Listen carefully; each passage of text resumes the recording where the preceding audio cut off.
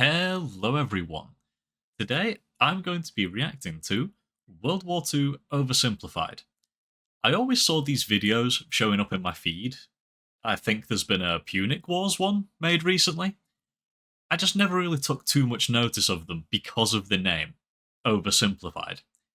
I like to think of myself as someone who knows a fair amount about history, and World War II especially.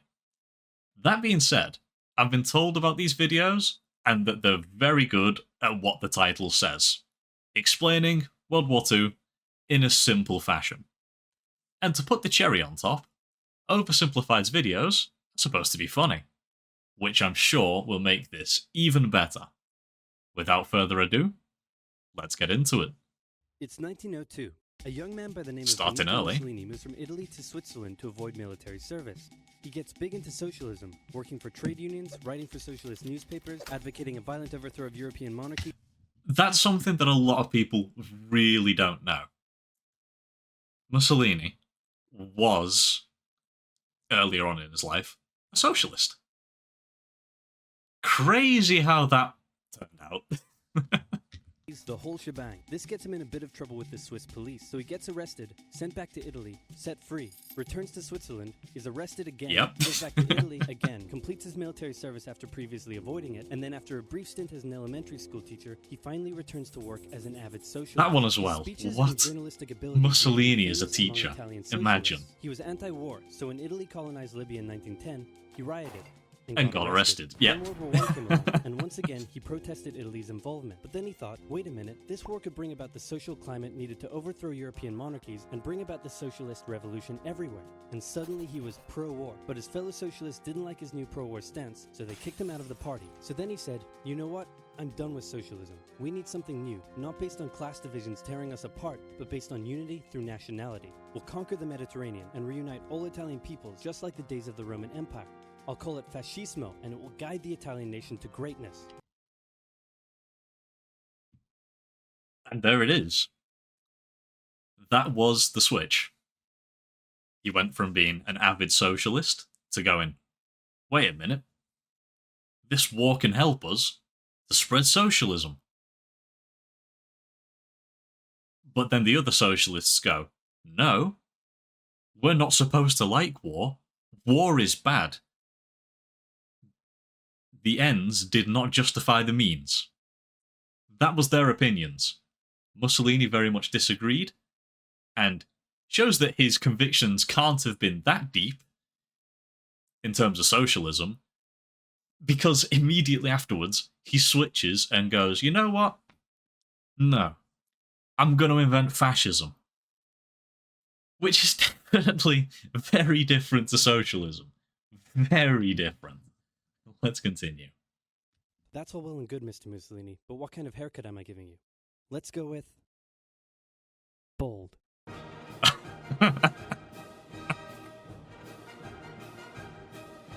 I don't know if bold is quite right, because a lot of the time he did have hair, it was just one of the most atrocious trims you'll ever see. Italy had been on the winner's side in World War I, and they hoped they were going to get a lot out of it, but in the end, they only got a little, and they felt cheated. On top of that, a bad economy and weak governments meant that the Italian people were a little unhappy. So when Mussolini came along and said that he could fix everything, his fascist movement gained a lot of support. Yep, that's how they happen. He went to the king and said, "Make me prime." That's how all movements like this happen. Any sort of dictator takes power, usually, if it's with the people's support, if it's with the people's support, it's because economy, bad. Government, not seen to be doing a good job at all. They come around, say, yeah, I can fix this, and they get backed and backed and backed until they do end up with exactly what they wanted. Minister, or I'll make me prime minister. And the king said, you and what army? This army. Fair enough. Yeah, pretty Then much. He went about establishing a dictatorship with himself at its center. Europe had its first fascist dictator. Next up, Germany.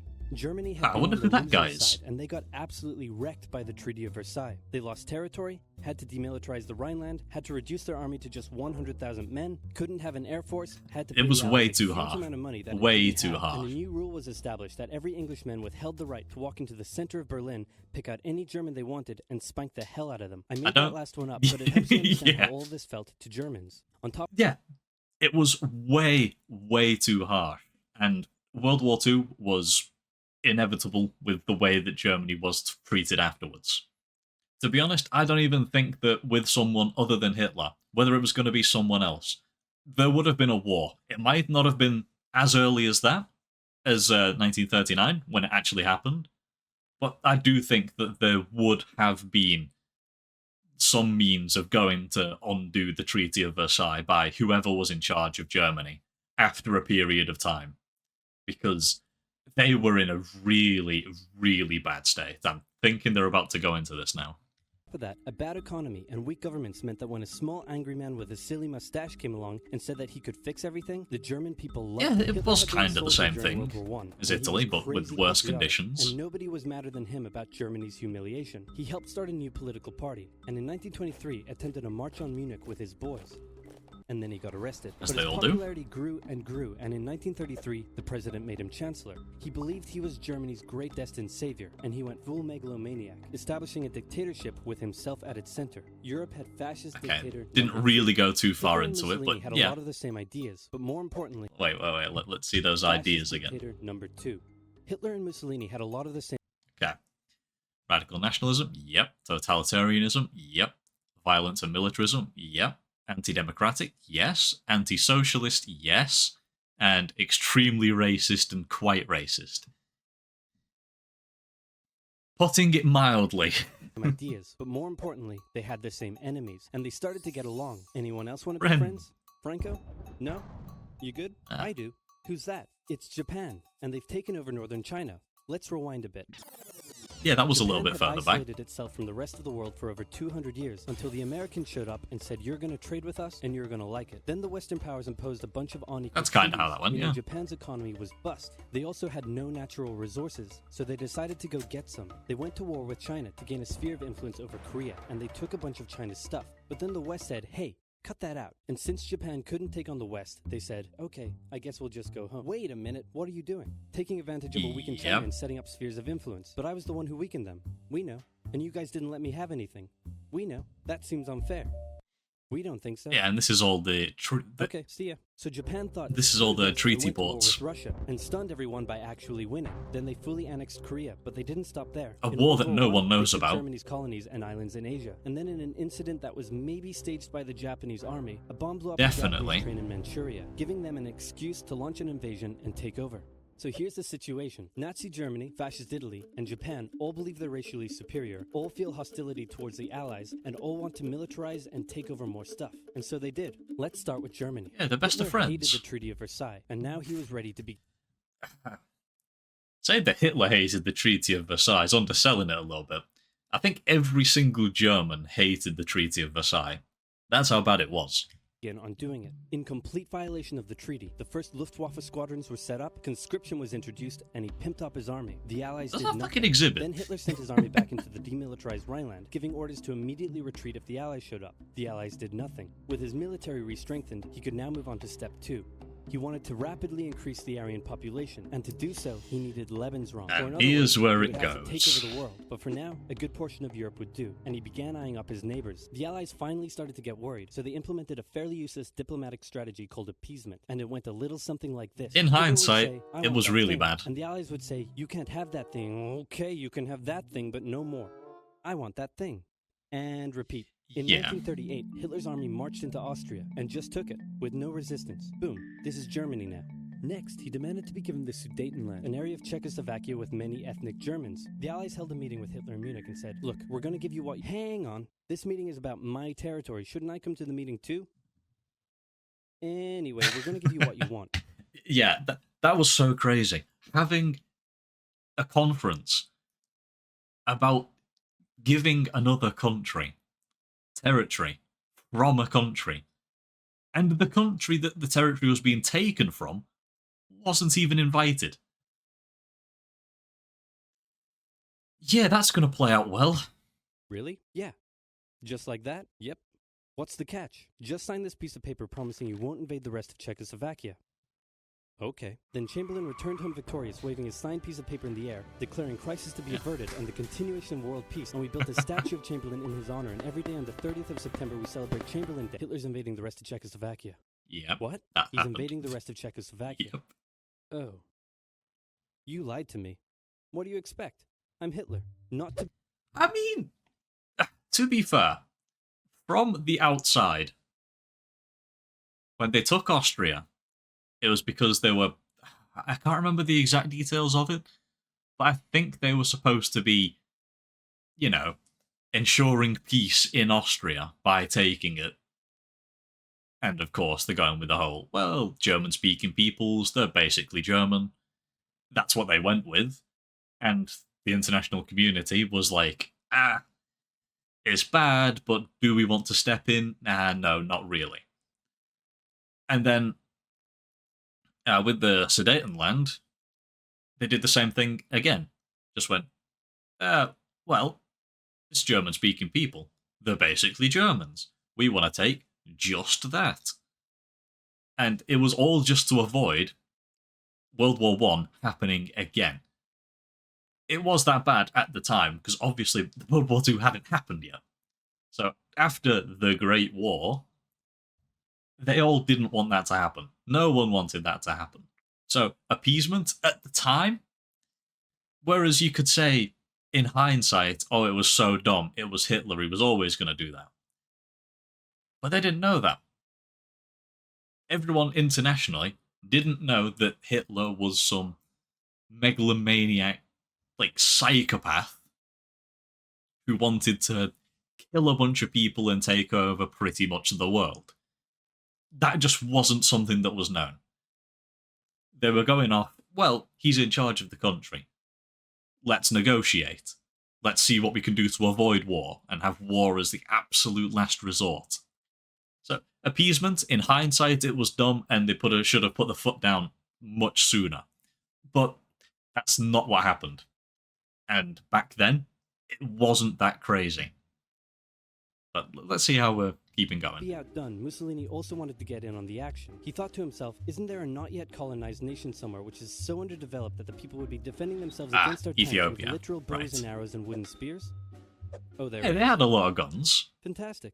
just not And everyone. so he took it. Italy also wanted to Yeah. control the entrance to the Adriatic Sea, so they occupied Albania.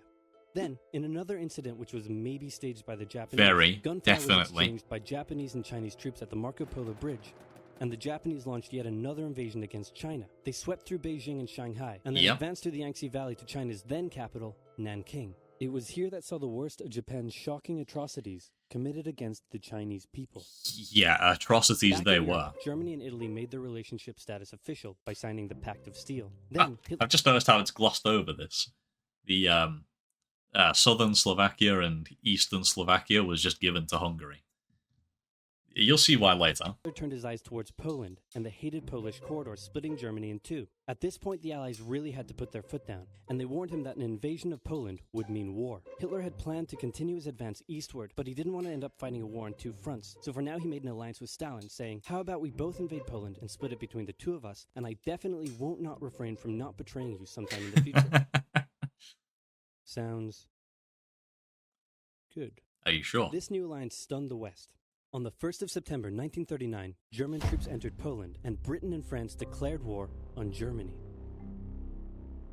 The Poles fought hard, but they were no match for the two giants crashing down on them from either side. Then came a period Yeah, known they had as no the Phony chance. War, where everyone just sort of sat around not doing much.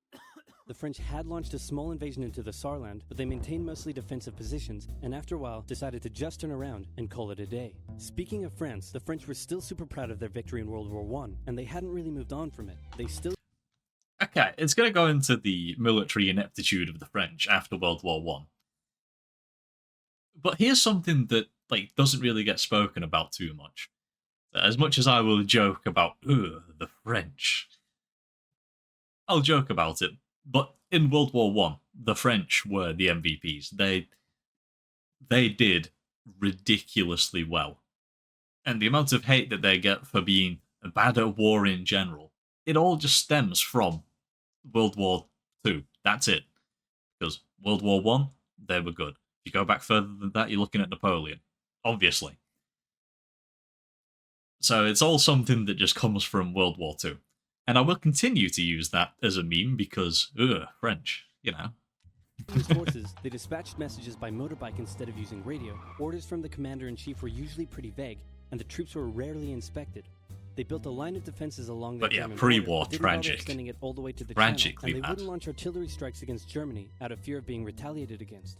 In a war, they didn't want to attack the enemy. So and dumb. at first the UK wasn't much better. Chamberlain still naively hoped that the war could be ended diplomatically. Instead of bombing raids, the RAF dropped propaganda leaflets over German cities, which one air marshal said likely did nothing but provide the continent with toilet paper for the duration of the war. They also only sent 200,000 men to France, while the French had mobilized millions. Both Britain and France wanted to avoid a repeat of the First World War, and so they wanted to keep the war as far from home as possible.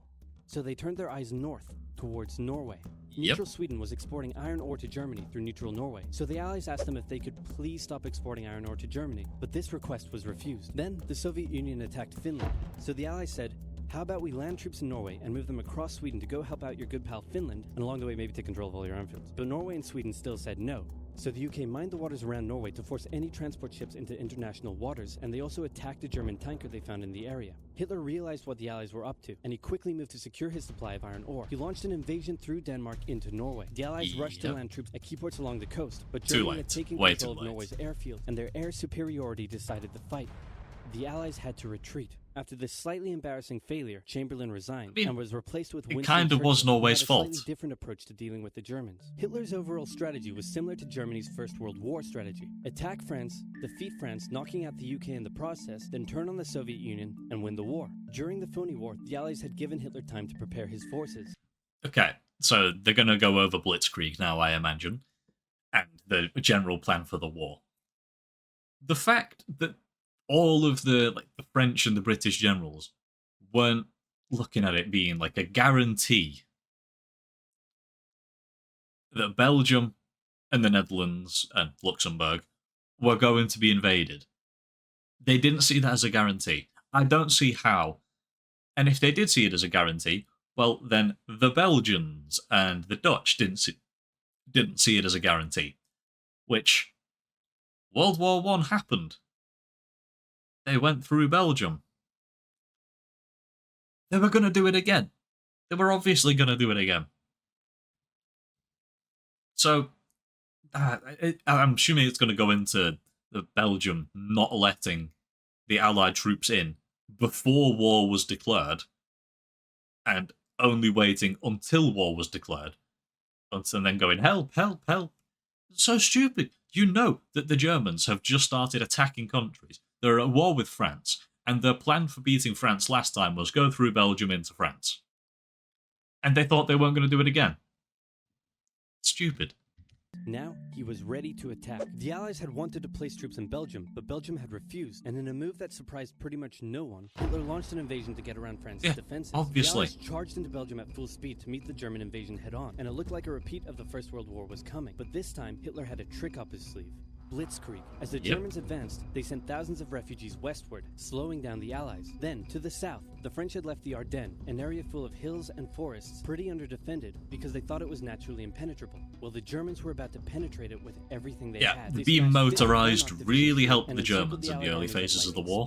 The best of the Allied forces were now trapped. The Germans squeezed in from all sides, taking out France's best armies and nearly wiping out the British too. But they managed to make a desperate last-minute escape at Dunkirk, with British civilian ships even making the perilous journey to bring their young men home. With most of the French forces depleted, the Germans breezed through, taking Paris, and France fell. What the Germans couldn't do in World War I, Hitler had done just like that. And could have been easily prevented. With the fall of France, the UK would also lose hope and sue for peace. But quite annoyingly, it didn't, and he needed to secure the Western Front, so he tried to force them into submission with mind games. The UK were now all alone, and Hitler wanted to emphasize that. First of all, just before France fell, Italy finally declared war on the Allies, making the UK's situation even worse. Next, instead of just opening the occupying African all of front. France, Hitler occupied the coastal areas for defense, but allowed France to continue its existence as a German puppet state. This way, it looked like the UK's old ally had decided to switch sides. Hitler also hoped that the UK wouldn't attack any of her old allies' navy bases or colonies in Africa, giving Hitler an extra line of defense to the south. But the UK made sure to respond to this by sailing down to France's navy base in Algeria and wrecking a bunch of ships. So have at it.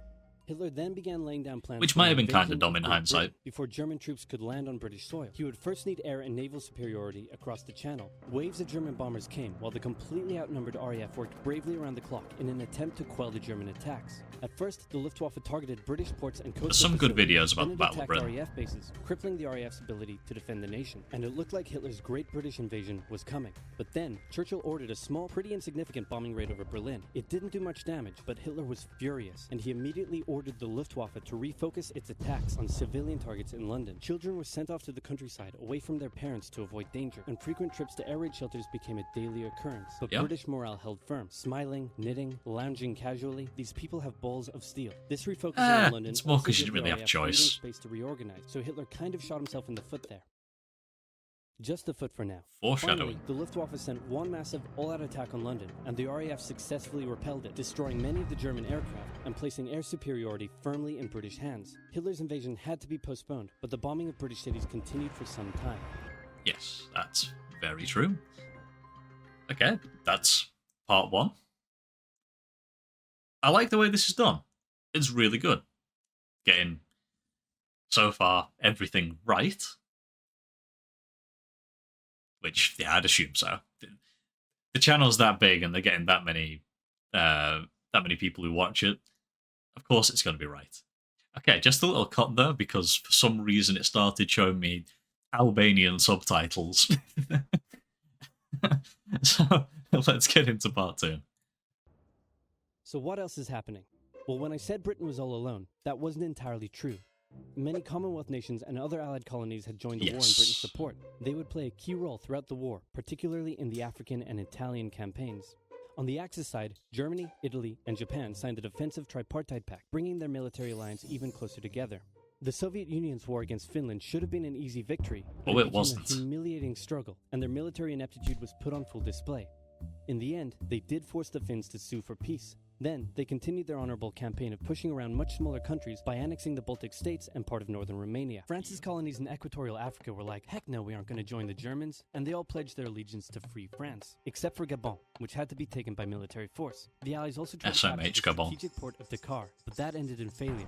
Mussolini had seen Hitler's successes, and he thought now it was Italy's time to shine, so he tried to take British Somaliland, and that went pretty well. Then he tried to take Egypt, and that went less well. Then he tried to take Greece, and that went really badly. Churchill began referring to Italy as Europe's soft underbelly.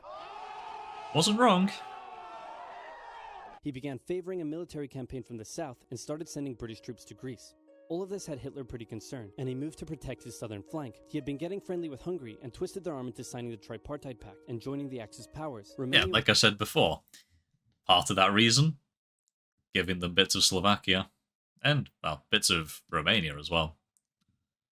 Yeah, that's why they did it. To get them involved. Joined for protection against the Soviet Union. The tripartite pact was designed to prevent any other countries from deciding to join the Allies, specifically Britain's old ally, the pesky United States of America. When war first broke out, American public opinion was strongly against joining in. In 1940, there was an election. The Republican candidate said, "I will not send any young Americans to die in Europe," and sitting President Franklin D. Roosevelt said, "I will also not send any young Americans to die in Europe. Unless I have to, then I might." And Roosevelt won. Churchill asked him to join the war, but Roosevelt said, "No can do, Winston, but you know what? Here, have some weapons." America began supplying the Allies with food and munitions, but there was one problem. German U-boats were sinking thousands of Allied supply ships in the Atlantic, including American ones. If the Germans could sever Britain's supply line, the UK would starve. Throughout the war, the Allies had to come up with better technology to fight the U-boats. Improved radar, aircraft with longer range, better weaponry and convoy tactics. At one point, a man even called a meeting and said, "Pykrete." Oh god, it's the carrier. Together, you get pykrete. No. And then he pulled out a gun and shot some wood and it shattered. And then he shot some pykrete and the bullet ricocheted off it and hit someone else in the conference room. Then they tried to make a pykrete aircraft carrier, but that idea was scrapped, because that's a really dumb idea. In the end, Alan Turing and his team of codebreakers cracked Germany's Enigma code, and the U-boats gradually became less and less of a threat. Back in Africa, Britain decided to push Italy out of Egypt. Hey, that was pretty easy, so they kept going. Hitler realized he was going to have to finally step in and do something. He went to Bulgaria and Yugoslavia and said, hey, I'm going to move troops through you to get to Greece, so either join us or, be invaded. Bulgaria opted to join them. Yugoslavia opted to be invaded. Then Greece finally fell to the joint German Probably a Italian bad invasion. decision The from British had no troops Yugoslavia, from North considering Africa the to amount fight of in people who Greece, which died helped during Rommel that. and his tank divisions pushed the British back to Egypt, and they could have kept going, but a small, mostly Australian force held out under siege for 8 months in Tobruk, denying the Germans a strategic port city and disrupting their supply line. Despite having some success in the Middle East, Respect the British to those didn't seem guys. like any real threat for now. Hey, Soviet Union, look out. With 3 million troops, Barbarossa, Hitler here we launched the go. largest ground invasion in history, and Stalin was far from ready. Both Churchill and Roosevelt had warned him of an impending attack, but he dug his head in the sand, and the Soviets didn't stand a chance. Germany made staggering progress, with huge encircling movements capturing mind-boggling numbers of Russian troops. 250,000 at Bialystok, Minsk, 300,000 at Smolensk, nearly 700,000 at Kiev, and again at Vyazma and Bryansk. Leningrad was put under a siege that would last an insufferable 4 years. If those encirclements happened to any other country at any other point in history, that would have been it, done. Military's nearly completely gone. But this is Russia. What do Russia have? Men. Lots of them. The invasion of Russia had been Hitler's main ideological goal from the beginning, and his hatred for the ethnic peoples there was now unleashed in all its fury. The Eastern Front of the Second World War was hell. fatal for all that Hell on endured it. earth. The Germans were now inside of Moscow, and that's it. It's all over. But then it happened. It got cold. Stupid cold. Hitler had hoped the Soviets would give up before winter. That's They kept one of the fighting. reasons His why it commanders came to flipped. him and said, "Can we please dig in for the winter and wait until spring?" No. Keep going. But oil is literally freezing inside our vehicles. That's fine. Keep going. We're having to leave the corpses of our frozen horses by the side of the road so we can still find our way in the snowdrift. Perfectly normal. Keep going. Hitler hadn't given his millions Logistics of men winter is clothing and always supplies number because one. He thought he really should have won by now. Then, Stalin called in troops from the Siberian front, specially trained to fight in the extreme cold, and the Germans were no match. They were now being pushed back. They had That's a weird take on that. Like, they did do that. But it's not that the Siberian troops were the ones who turned the tide. It was the winter. And it was the logistical failures of the Germans, which is what made the real big difference. Not so much the Siberian winter specialists. I mean, obviously they made some difference, but I don't think that's really what you could put it down to. And also, it's around this point when the factories that were in the Urals had started just pumping out guns, ammunition, tanks. It's like, amazing. We have a few Panzers. What do they have? They got 5 billion T-34s. Have fun. It's all about logistics. Always has been. choice but to dig in and wait for winter to end. Germany's victories were staggering, and Japan was eager not to miss the victory bus. Their war in China had come to a standstill, but they wanted to keep expanding their sphere of influence and getting those sweet, sweet raw materials. They began making plans to expand southward, but there was a problem. Southeast Asia was heavily colonized by America and Great Britain. It was also full of ocean. Ocean meant naval combat, and there was no way the Japanese Navy could stand up to the US and the UK. Okay, I'm glad that they added the US and the UK. Because at the time when the British Navy was more needed around Europe and in the Mediterranean, and didn't really have much of a presence in the Pacific, the Japanese Navy and American Navy was putting them head to head, very close, very close. And to be honest, I think the naval officers of the Japanese were better than the American ones. But I don't know if it'll go into it, but one of the big turning points in the naval war in the Pacific was the breaking of the Japanese codes. So, in pretty much every battle from Midway onwards, the Americans knew where all of the Japanese ships were, roughly. Which, if you know anything about naval combat, knowing where the enemy is massive. Absolutely massive. So, It's less to do with the might of the US Navy, which was mighty, but to do with the might combined with the intelligence. So they thought, wouldn't it be nice if we could destroy their navies before we begin our conquest?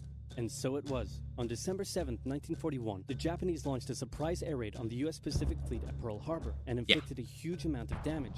They also attacked British colonies in Southeast Asia. Roosevelt had no choice but to declare war on Japan, and so did Churchill. Hitler then declared war on America, even though he totally didn't have to. The attack on Pearl Harbor seemed like a big Japanese victory, but they didn't attack any of the naval repair yards, fuel storage tanks, or the submarine base, meaning the Pacific Fleet would be up and running again pretty soon. In the meantime, though, I think that was more to do with the carriers surviving, to be honest. Guam, the Gilbert Islands, Wake Island, Hong Kong, and the Philippines. They forced Thailand to join them so they could march their troops through to Malaya. They swept through Singapore, North Borneo, the East Indies. The defense of the Singapore was an Solomons, absolute and they were now disaster. threatening Northern Australia and the borders of India. Japan's victory had been as staggering as the Germans, and it reinforced the Japanese idea that this was a divine war which they were destined to win. But their victories had been based on speed, not power, and power would eventually catch up with them. Yikes. For now, though, in all occupied nations, the people suffered.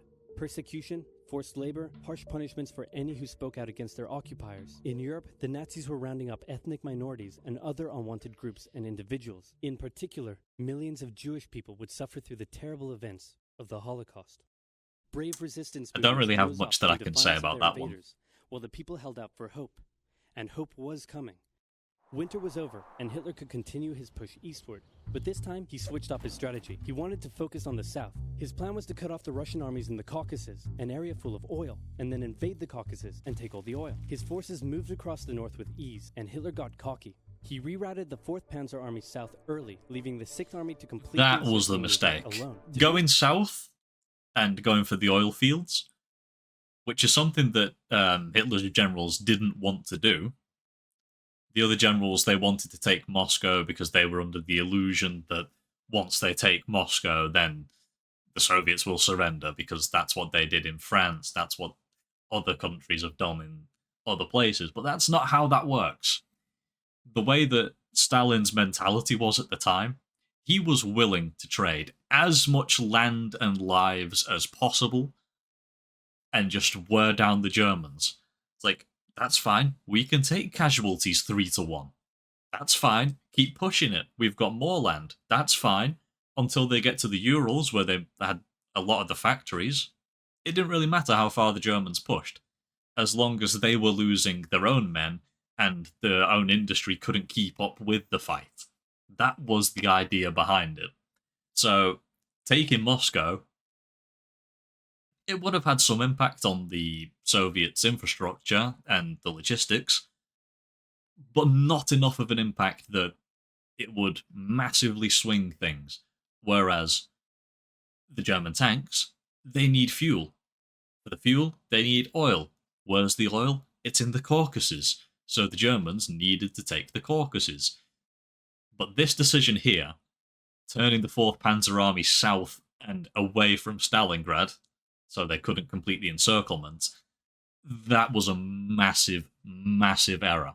But the idea to go south for the oil fields is one of the ones where Hitler overruled his generals and he had the right answer. Absolutely. So, the 6th Army had to reach and take the key Soviet city of Stalingrad. The Russians defended it fiercely, and Stalingrad saw some of the harshest fighting of the entire war. The Soviets held up the German advance for 5 months as they battled in the war-torn city, which bought them valuable time. When the Germans had first launched their invasion a year earlier, the Soviets had moved their factories to the east. Those factories had been building a butt-ton of tanks and aircraft, and getting the Soviet like army I said up to before. scratch. Now, it was ready. Stalin gathered his new and improved forces around the city, and in an attack that resembled Hitler's own encirclement tactics, they began surrounding the 6th Army. Hitler's commanders came to him and said, "Hey, maybe we should retreat." But Hitler said, "No, you stay." That's a baffling decision. The entire 6th Army was trapped and had to surrender. With complete air superiority, the Soviets started pushing westward. For Stalin, it was a resounding victory. For Hitler, an absolute catastrophe. Things also At that weren't point looking too good for onwards, it Hitler was elsewhere. inevitable. With America now in the war, Allied bombing over German cities reached devastating levels. In Africa, the British had pushed Rommel back again. Then they were pushed back again, and finally, after a decisive battle at El Alamein, and with American and British troops arriving in the west, the Germans... You know what happened at El Alamein? logistical failure. See? It all comes down to logistics. And that is what happened. Rommel, whenever he talked about anything to do with war, he spoke about how it was always logistics. And he went back on his own things. You know, you're supposed to like practice what you preach, that type of thing. That one time he didn't. And it was a massive error. And he was done. Germans and Italians were squeezed out of Africa. Japan was also already seeing its rapid success being turned around. They attempted to take the island of Midway, but the US Navy was ready for the attack, and they sank Japan's carrier. Actually, they sank a lot of them. It was a battle from which the Japanese Navy would never recover. British, Indian, and Chinese troops held the line in the harsh jungle terrain of Burma, and the Japanese suffered losses in the Solomon Islands and New Guinea. They began to realize they were not invincible. With the Axis out of Africa, the Allies had to decide their next move. Churchill still wanted to attack from the south, while the Americans preferred a full sea invasion in northern France. All right, said the Americans, we'll do it your way. Allied forces successfully landed in Sicily and began moving north. They also carried out bombing raids over Rome. The thing was, many of the people in Sicily had relatives living in America, and they greeted the American troops quite warmly. With the war reaching home territory, most Italians just weren't that into it, and Mussolini was suddenly very unpopular. He was voted out by his own fascist Grand Council and was toppled from power. Italy immediately began negotiations for surrender. Hitler wasn't surprised and had already sent reinforcements southward. In an operation he ironically called Operation Axis, German troops quickly disarmed Italian troops in the north. The Allies continued fighting the Germans up through Italy, but then winter set in, meaning mud, and everything slowed to a halt. All right, said the Americans, let's do it our way as well. Germany had made itself a lot of enemies, and millions of Allied troops had been gathering in England as factories worked around the clock producing the war material needed for a super crazy massive the likes of which the world is. What's that? The logistics were heavily in the Allies' favour.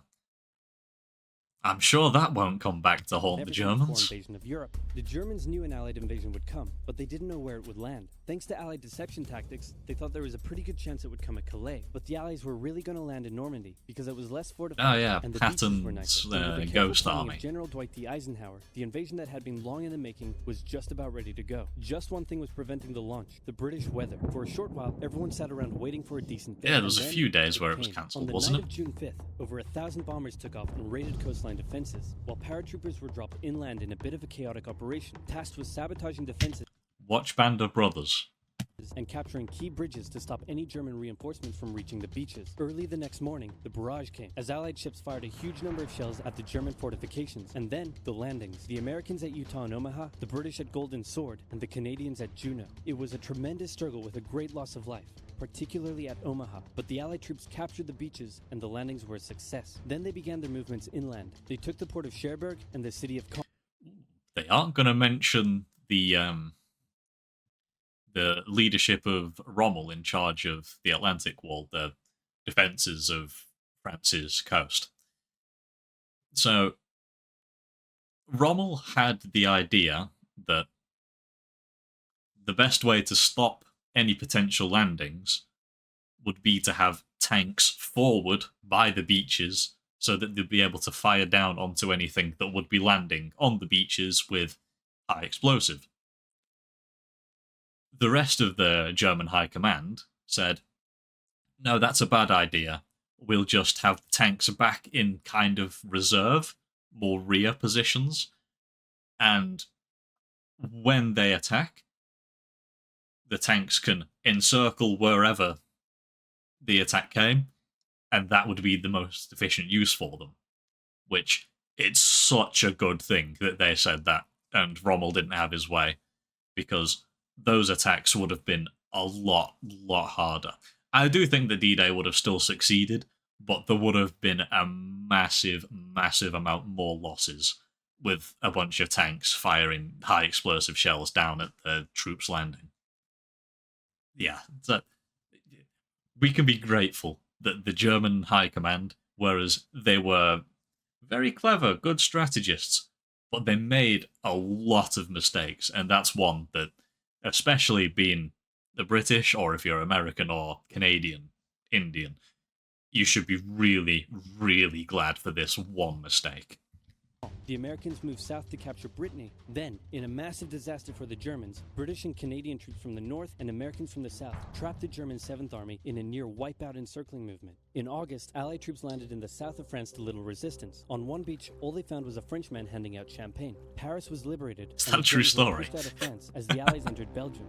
In the Far East, the Allies started to push the Japanese out of Burma, as the Americans launched a two-pronged offensive in the Pacific. In the south, General MacArthur led the push to liberate the Philippines, while General Nimitz oversaw the brutal island-hopping campaign. American forces had to make hard-fought landing after hard-fought landing on fiercely defended small islands as they moved steadily towards the Japanese mainland. The Japanese believed that the greatest thing a person could do was to die in battle, and the most dishonorable act was to surrender. As a result, they fought ferociously to the very end. And the closer the Americans got to the mainland, the more ferocious the resistance became. In February 1945, the Americans captured the island of Iwo Jima. I don't know if it got, like, more harder fought and more resistance the further they went. I think it was more just that it was the same, but when you're doing hard-fought landing after hard-fought landing, it's probably going to be the same troops who are doing these landings. So they're going to start feeling, like, battle fatigue.